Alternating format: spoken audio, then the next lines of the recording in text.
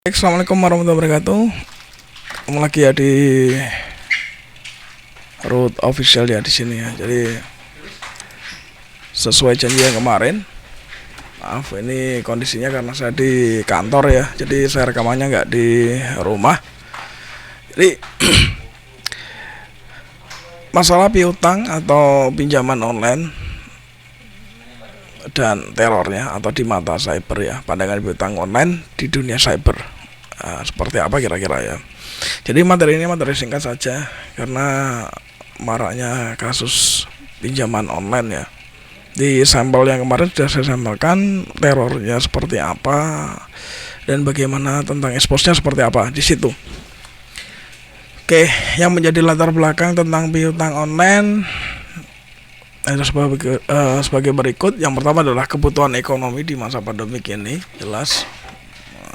Di sini masih.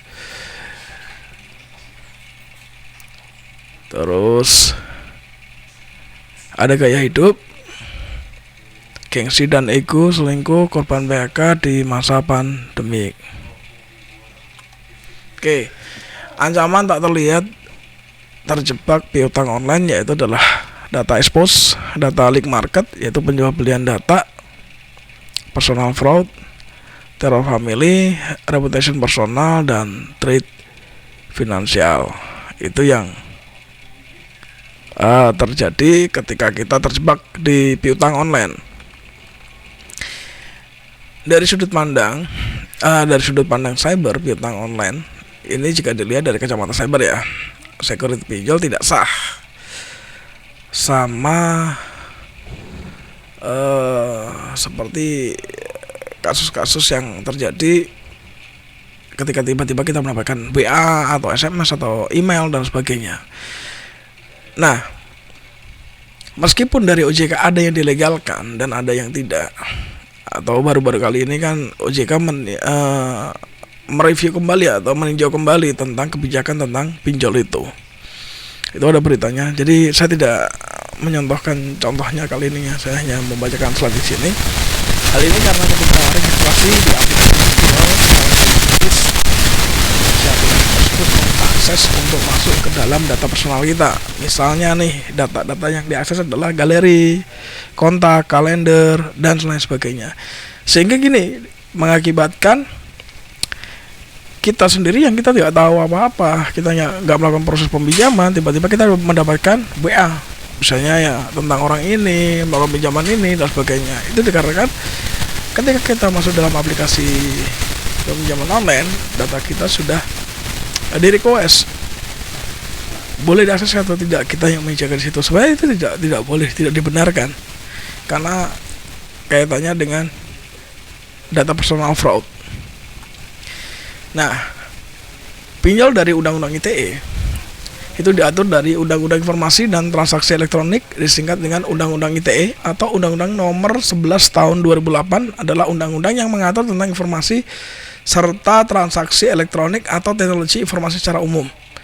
Nah, apa sih yang sensitif data yang dilindungi? Ini saya sudah capturekan sedikit di pasal 84 UU Nomor 23 2006 adalah nomor kartu keluarga atau KK, nomor induk kependudukan NIK, tanggal, bulan, dan tahun lahir, keterangan tentang kecacatan fisik dan atau mental, dan NIK ibu kandung, NIK ayah, dan beberapa isi catatan peristiwa penting. Termasuk dari, bisa kalau kita punya catatan di email kita dimasukin seperti itu, tidak boleh sama sekali. Di dalam pasal 84 UU nomor 24 revisi tahun 2013, keterangan tentang cacat fisik dan atau mental, sidik jari, iris mata, tanda tangan, dan elemen data lainnya yang merupakan aib seseorang. Itu bisa dikategorikan gini, seperti kayak digital sign. Nah, sedangkan prinsip-prinsip perlindungan data pada umumnya menekankan pada sejumlah hal berikut: perbandingan OECD, APEC, dan GDPR. Dari OECD tahun 2013, collection and limitation. Yang kedua adalah data quality.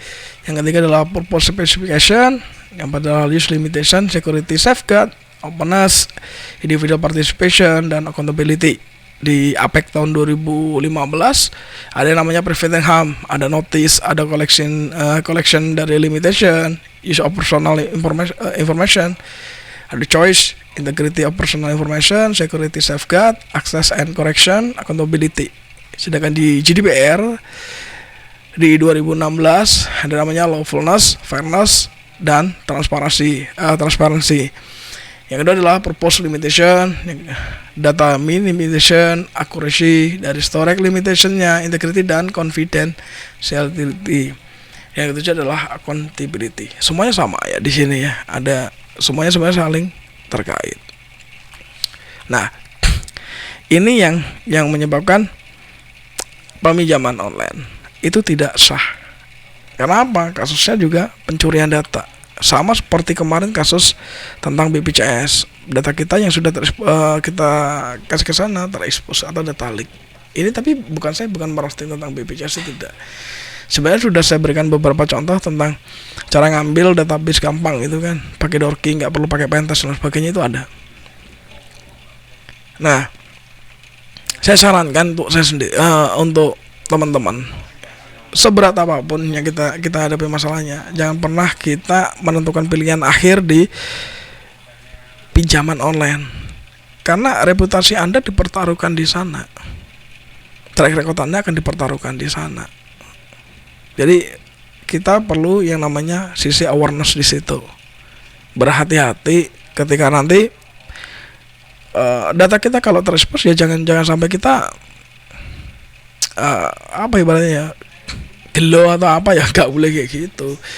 Jadi ada banyak sih, ada banyak sebenarnya data yang terekspos. Ini kalau saya simpelkan, dia contohkan kemarin ada namanya ini ya, apa namanya, tentang kasus apa ya, kasus tentang DC online gitu ya, atau debt collector online. Ini banyak sekali kasus-kasusnya. Jadi teman-teman bisa melihat nih teror-terornya, aplikasinya seperti ini. Jadi